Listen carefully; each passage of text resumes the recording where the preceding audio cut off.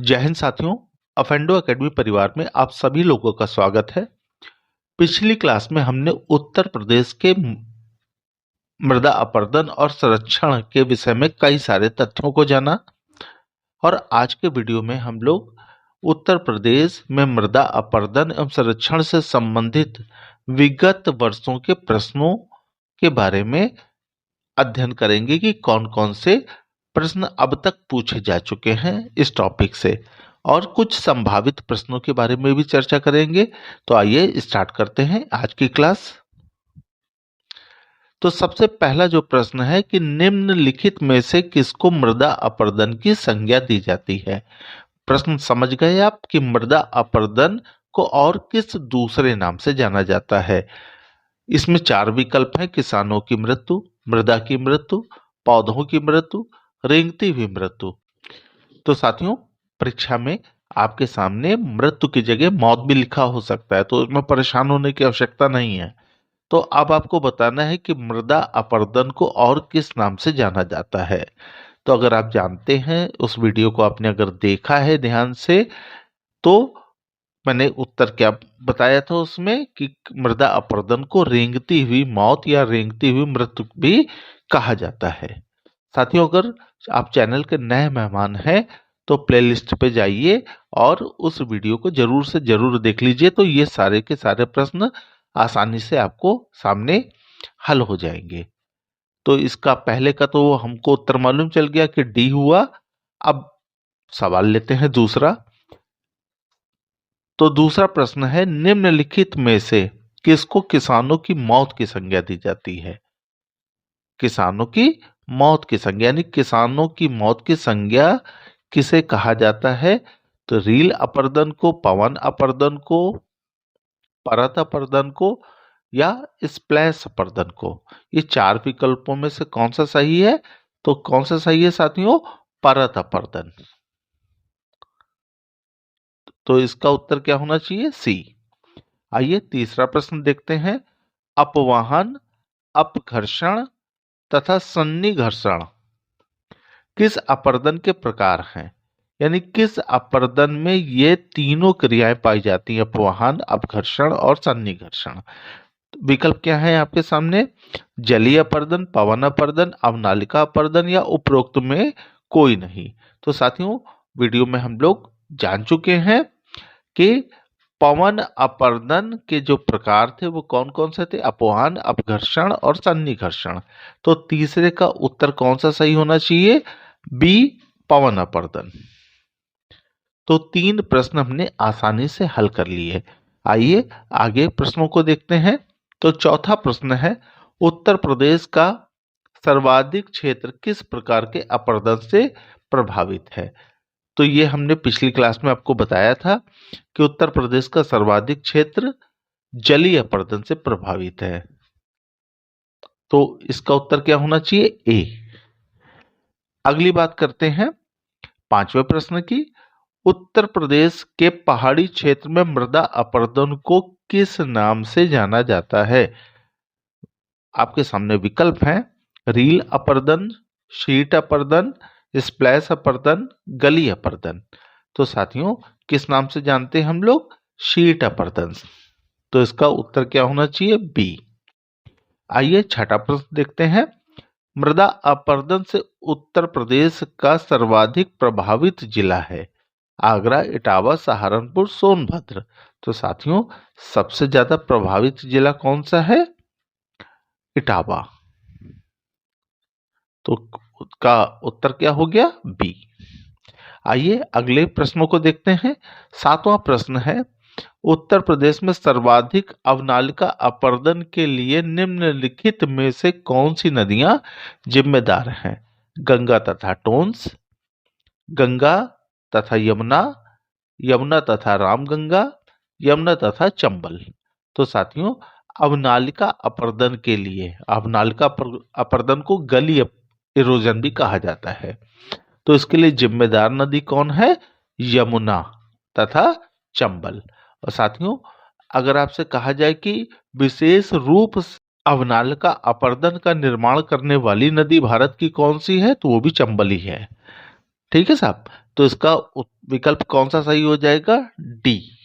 आइए अब 8वें प्रश्न की बात करते हैं। केंद्रीय मृदा एवं जल संरक्षण अनुसंधान एवं प्रशिक्षण संस्थान स्थित है, ये कहां पर स्थित है? ये तो आपको मालूम है, देहरादून में।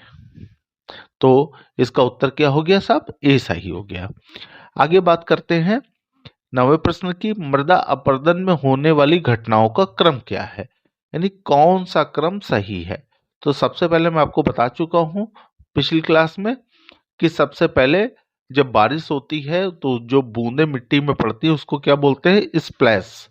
तो स्प्लैश के बाद शीट होता है, इसके बाद रिल होता है, इसके बाद गली, इसके बाद रेविन। तो ये विकल्प आपको कहाँ नजर आ रहा है? ए में। तो इसका उत्तर कौन सा हो गया साहब? ए सही हो गया। आइए अगली बात करते हैं 10वें प्रश्न की। भारत में निम्न में से किस क्षेत्र में मृदा अपरदन की समस्या गंभीर है? ये यूपीपीसीएस प्री में 2004 में भी पूछा गया सवाल, और विकल्प है मालवा पठार, शिवालिक, पहाड़ियों के पाद क्षेत्र, दंडकारण्य, और आखिरी जो विकल्प है मेघालय का पठार। तो साथियों इन विकल्पों में आपको क्या ध्यान देना है कि सर्वाधिक जो जलीय अपरदन होता है वो कहाँ होता है? पहाड़ी क्षेत्र में। तो ये सब पहाड़ी क्षेत्र कहाँ है? देखिए साफ साफ दिखाई दे रहा है बी में, शिवालिक पहाड़ियों के पाद क्षेत्र। तो इसका उत्तर क्या होना चाहिए? बी। आइए अगला प्रश्न पढ़ते हैं। निम्नलिखित में भारत का कौन सा क्षेत्र मृदा अपरदन से अत्यधिक प्रभावित है? और ये एमपीपीसीएस 2006 में भी पूछा गया और यूपी लोअर में 4 में पूछा गया। और विकल्प क्या है? मालवा पठार, उत्तर प्रदेश तराई, आंध्र तटीय क्षेत्र और चंबल घाटी। तो मैंने अभी आपको बताया कि उत्तर प्रदेश का भी सबसे ज्यादा जिला कौन सा प्रभावित है अवनालिका अपरदन से? तो वो इटावा था। और उसके लिए इटावा में, और ये घाटी चंबल नदी कहाँ मिलेगी आपको? वहीं मिल जाएगी। तो इसका उत्तर क्या होना चाहिए? चंबल घाटी। तो डी विकल्प इसका सही होना चाहिए। अगला बात करते हैं 12वें प्रश्न की कि चंबल घाटी के खड्डों के निर्माण का कारण निम्नलिखित में से किस प्रारूप का अपरदन है? तो चंबल जो नदी है वो कौन सा अपरदन करती है? अवनालिका अपरदन। देखिए अवनालिका आपको कहीं दिखाई दे रहा है? तो डी है बिल्कुल।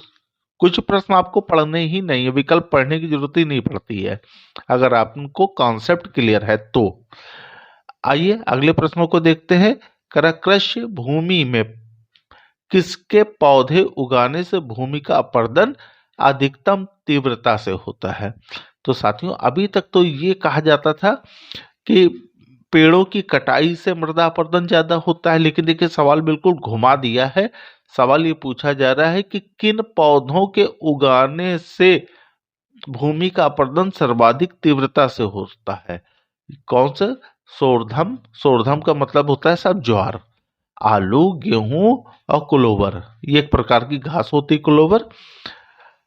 तो सबसे ज्यादा किसको उगाने से होता है? सोरधम।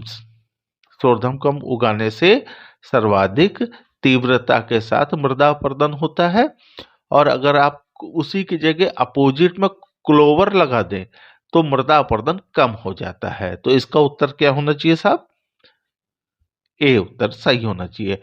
फिर से याद रखिएगा कि सोरधम वनस्पति लगाने से मृदा अपरदन ज्यादा होता है और क्लोवर लगाने से मृदा अपरदन कम होता है।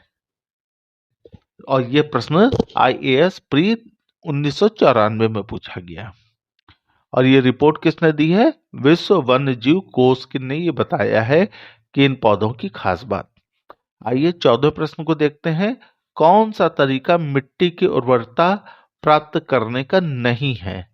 यानी मिट्टी की उर्वरता या उत्पादकता बढ़ाने के लिए कौन सा तथ्य इनमें से जिम्मेदार नहीं है? फसल चक्र, मिश्रित खेती, बीज संशोधन, बहुफसली खेती।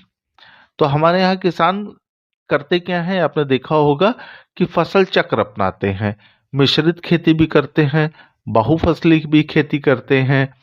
लेकिन बीज संशोधन का मिट्टी के उर्वरता से कोई लेना देना नहीं होता है, और ये सवाल एमपीपीसीएस 1991 में पूछा गया। तो इसका उत्तर कौन सा सही होना चाहिए 14वें का? सी। आइए अगली बात करते हैं। अगला प्रश्न है, फसल चक्र आवश्यक है पादपों में प्रोटीन वृद्धि हेतु, विभिन्न फसलों की प्राप्ति हेतु, मृदा की उर्वरता शक्ति में वृद्धि हेतु, मृदा की नमी को बनाए रखने हेतु। तो फसल चक्र क्यों अपनाया जाता है साहब? मृदा की, अभी ये देखिए सवाल वही वाला है, बस उसको घुमा दिया है। तो मृदा की उर्वरा शक्ति में वृद्धि हेतु, तो इसका उत्तर कौन सा सही होना चाहिए? सी विकल्प सही होना चाहिए। और ये उत्तराखंड पीसीएस 2010 में पूछा गया।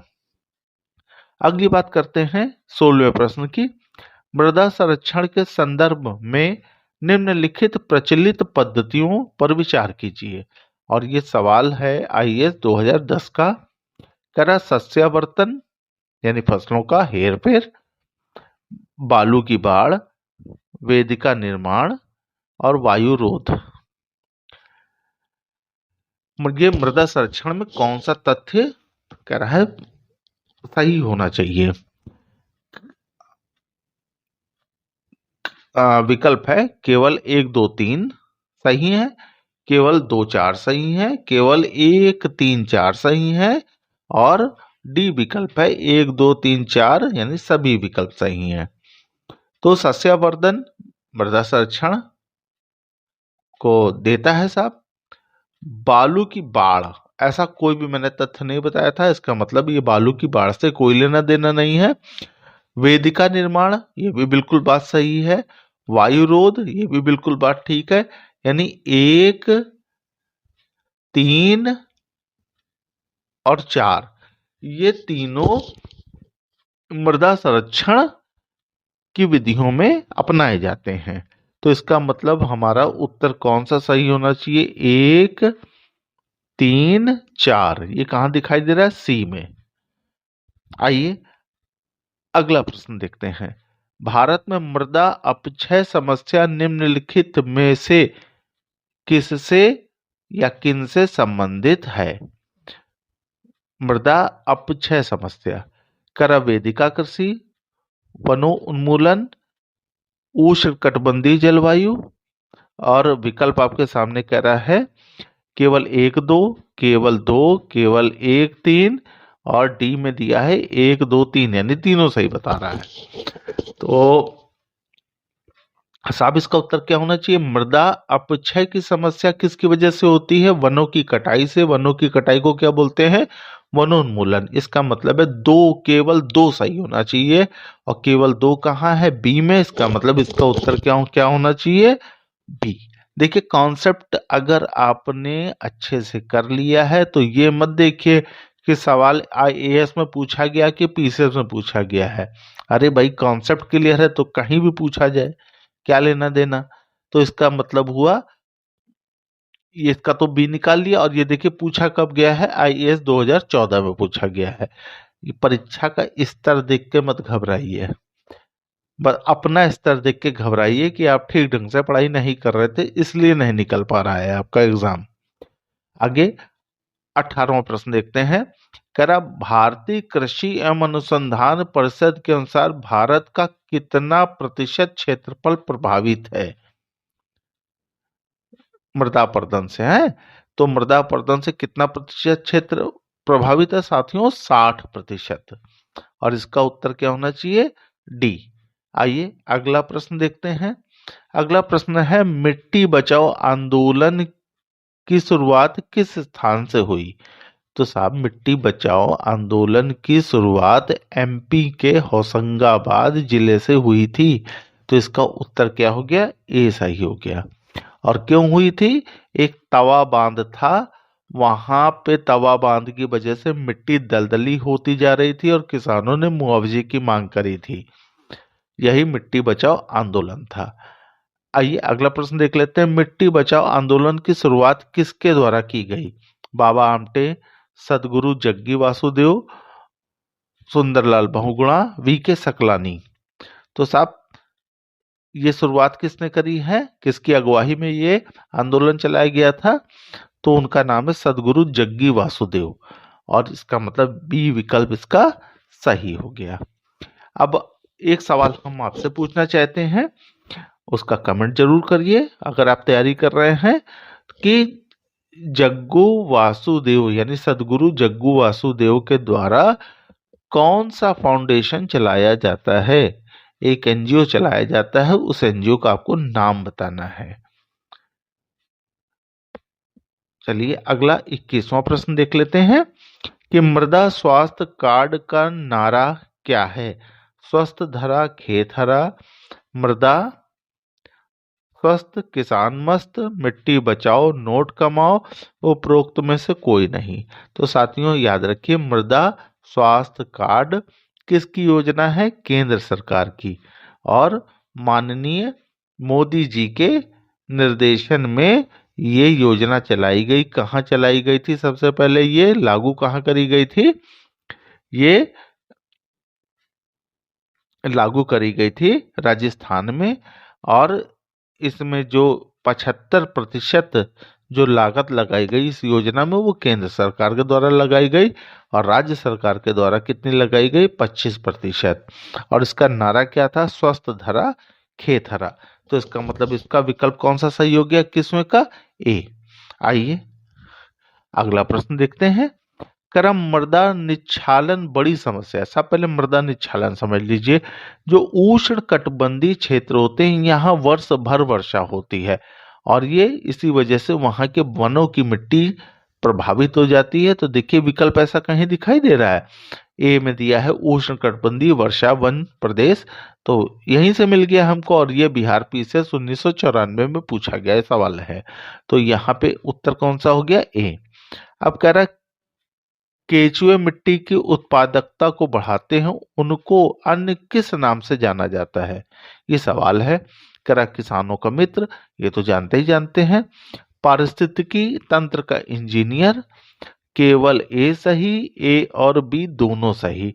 तो साथियों याद रखिए, केचुओं को किसानों का मित्र तो कहा ही जाता है, साथ में पारिस्थितिकी तंत्र का इंजीनियर भी कहा जाता है, क्योंकि ये क्या करते हैं? मिट्टी में छोटे छोटे गड्ढे कर देते हैं, बिल बना देते हैं, जिससे पानी रिसकर अंदर पहुंच जाता है, और साथ ही केचुए जो मिट्टी खा के मल त्यागते हैं उससे वर्मी कंपोज्ड खाद बन जाती है। लेकिन केचुओं के साथ एक बहुत बड़ी समस्या ये आ रही है कि रासायनिक खाद के प्रयोग से केचुए धीरे धीरे खत्म होते जा रहे हैं, और आजकल वर्मी कंपोज्ड प्लांट कई सारे उत्तर प्रदेश के ब्लॉकों में लगाए जा रहे हैं। लगभग भारत में एक परंपरा सी बन गई है, और यहाँ तक कि नर्सरी में आपको वर्मी कंपोस्ट प्लांट बिकती हुई भी दिखाई देगी। जो केचुए बनाया करते थे वही खाद आजकल बाजारों में बिक भी रही है। तो यहाँ पर साफ उत्तर कौन सा सही हो गया? ए भी सही है, बी भी सही है, और ये किस में दिखाई दे रहा है हमको? डी में। तो इसका डी सही हो गया। तो मेरे ख्याल से आपने ये 23 जो प्रश्न करे हैं, ऐसा कोई भी प्रश्न नहीं था जो मैंने पिछली क्लास में जो टॉपिक अपलोड किया था उससे बाहर गया हो। इसका मतलब है हमारी आगामी आने वाली कोई भी परीक्षा हो, या इवन आईएएस का भी एग्जाम हो या पीसीएस का भी एग्जाम हो, तो घबराइए मत, फॉर्म डालिए और नौकरी की तैयारी करिए, बस वीडियो देखते रहिए। तो साथियों अगर आपको ये क्लास पसंद आई हो तो लाइक करिए, कमेंट जरूर करिए। कमेंट पे भले ही आप मेरी बुराई लिखिए, बहुत अच्छी बात है, कमी बताइए, उसमें सुधार की संभावनाएं व्याप्त रहती हैं। और अगर आपको अच्छा लग रहा है कि नहीं साहब कोई कमी नहीं, तो अपने मित्रों तक शेयर भी करिए। और अगर आप चैनल के नए मेहमान हैं तो चैनल को सब्सक्राइब करना ना भूलिए। फिर मिलते हैं एक बेहतरीन वीडियो के साथ, तब तक के लिए जय हिंद।